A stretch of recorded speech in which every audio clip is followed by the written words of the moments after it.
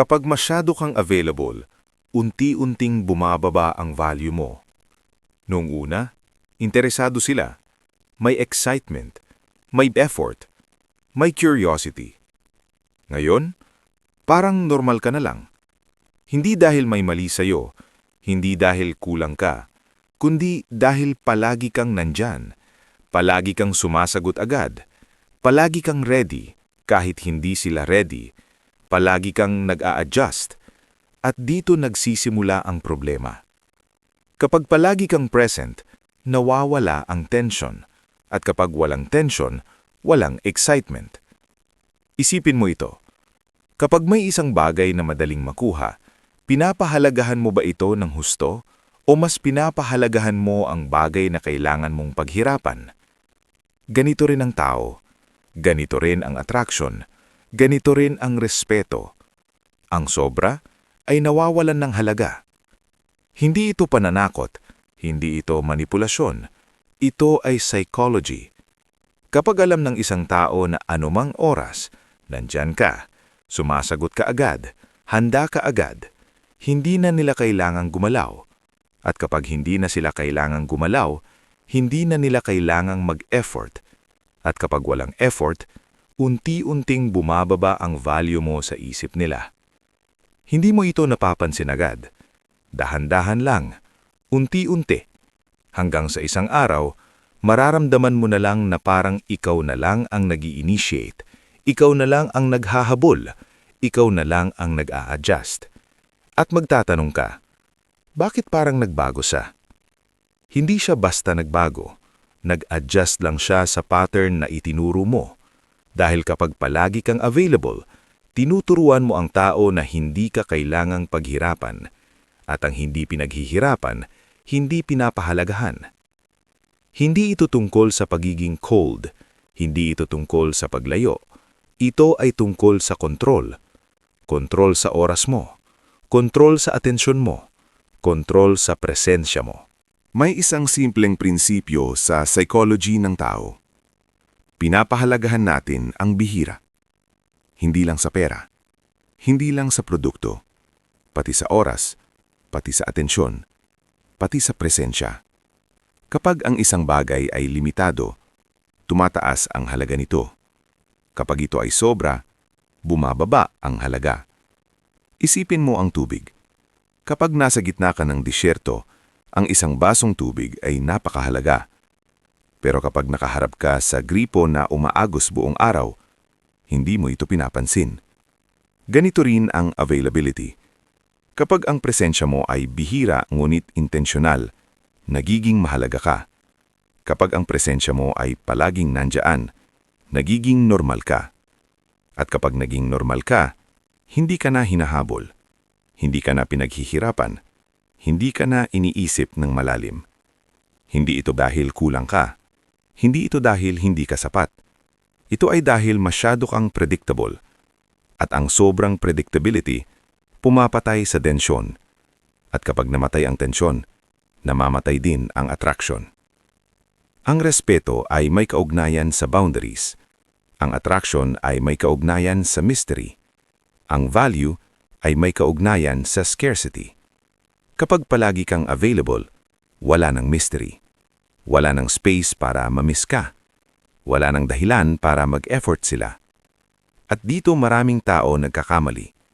Iniisip nila na mas maraming effort, mas maraming atensyon, mas maraming availability ang magpapalapit sa tao. Pero kadalasan, ito ang kabaliktaran.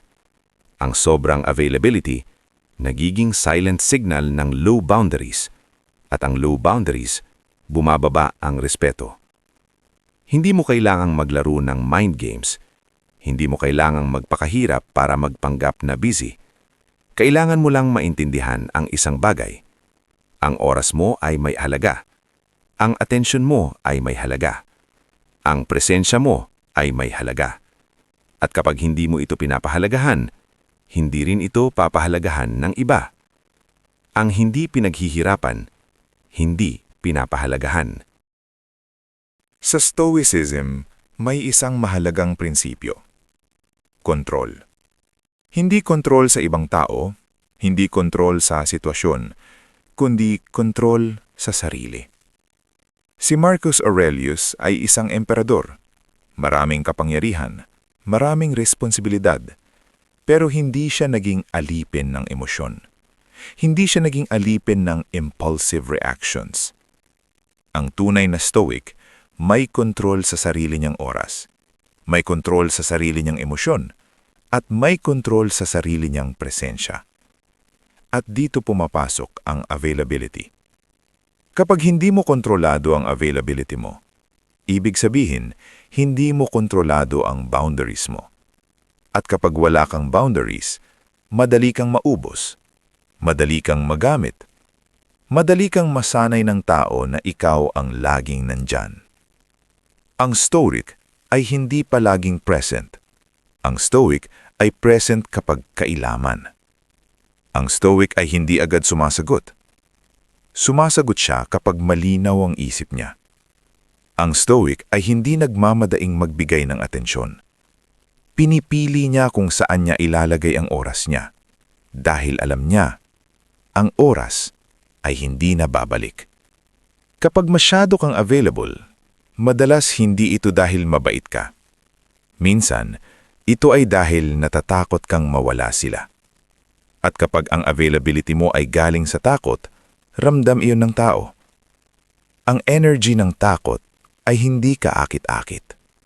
Ang energy ng self-control, iyon ang may timbang. Ang tunay na lakas ay hindi pagiging laging nandyan. Ang tunay na lakas ay ang kakayahang mag-withdraw kapag kailangan. Hindi bilang laro, kundi bilang respeto sa sarili.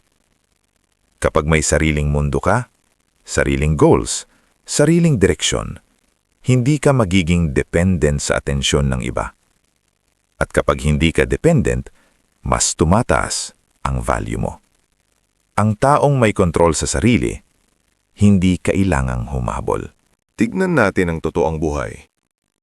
Scenario 1. Ikaw lagi ang nag-i-initiate. Ikaw ang unang nagme-message. Ikaw ang unang nag-aaya. Ikaw ang unang nag-a-adjust ng schedule. Sa simula, okay lang. Pero kapag palagi, nagiging pattern. At kapag naging pattern, nagiging expectation. At kapag naging expectation, hindi na ito effort. Ito na ay automatic.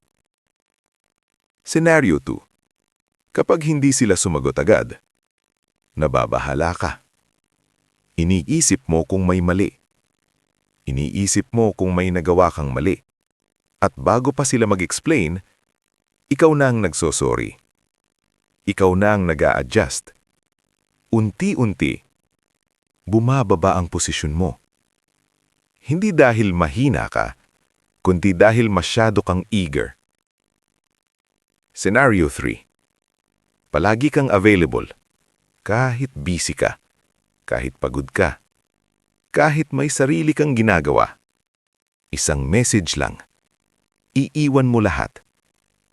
At ang subconscious message na ipinapadala mo ay ito. Mas mahalaga ka kaysa sa oras ko. At kapag ganito ang pattern, nawawala ang balance. May isang katotohanan na mahirap tanggapin.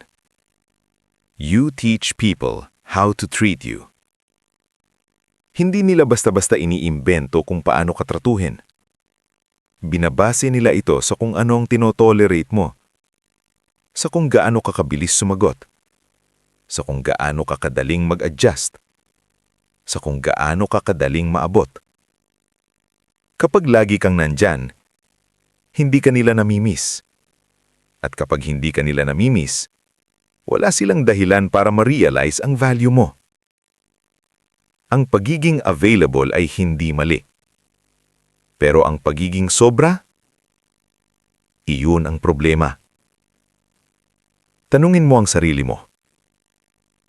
Available ka ba dahil gusto mo? O available ka dahil natatakot kang mawala sila? Magkaiba iyon. At doon nagsisimula ang self-awareness. Ngayon, ang tanong, ano ang dapat mong gawin? Hindi ibig sabihin nito maging cold. Hindi ibig sabihin nito mang-ignore. Hindi ibig sabihin nito maglaro ng mind games. Ang ibig sabihin nito ay maging intentional. Unang hakbang. Huwag agad sumagot. Hindi dahil nagpapanggap kang busy, kundi dahil hindi mo kailangang maging reactive. Kapag may nag-message, huminga ka muna. Mag-isip ka muna. Hindi lahat ng bagay kailangang sagutin agad. Ang taong may kontrol, hindi nagmamadali. Ikalawang hakbang. Huwag laging ikaw ang nag-a-adjust. Kung palagi kang nag-a-adjust ng oras mo, schedule mo, priorities mo, unti-unting bumababa ang timbang mo sa relasyon. Minsan, hayaan mo silang mag-effort. Hayaan mong sila ang mag-adjust. Hindi ito pagiging mataas ang ego. Ito ay paglalagay ng balanse. Ikatlong hakbang. Huwag mag-explain ng sobra. Kapag hindi ka available, sabihin mo lang, hindi ako available ngayon. Hindi mo kailangang magbigay ng mahabang paliwanag. Hindi mo kailangang i-justify ang oras mo. Ang taong may malinaw na boundaries, hindi defensive. Simple, diretso, kalma.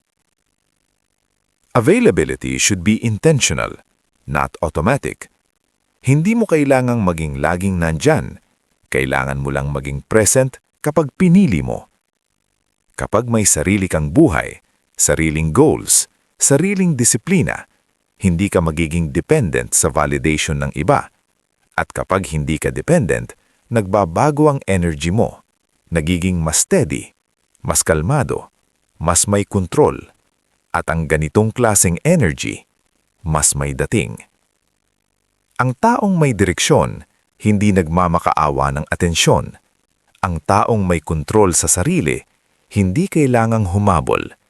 Ang taong may sariling mundo, hindi natatakot mag-withdraw kapag kailangan. At dito mo makikita ang tunay na pagbabago. Hindi sa kung paano sila mag-react, kundi sa kung paano ka kumilos. Dahil sa huli, hindi mo kontrolado kung sino ang mananatili, pero kontrolado mo kung paano ka magpapakita, kung paano mo gagamitin ang oras mo, kung paano mo ipapakita ang value mo. Kung gusto mong maintindihan kung may gusto ba talaga siya sa'yo, panoorin mo rin ang video na may gusto nga ba siya sa'yo. Mas malalim nating tinalakay doon ang mga senyales na madalas hindi mo napapansin. At kung nakakatulong sa'yo ang ganitong klaseng content, malapit na tayong mag 1,000 subscribers. Kung gusto mong lumago ang komunidad niya ito, mag-subscribe ka. Tulungan nating mas marami pang Pilipino ang magkaroon ng malinaw na isip. Tandaan mo ito. Kapag kontrolado mo ang oras mo, kontrolado mo ang value mo.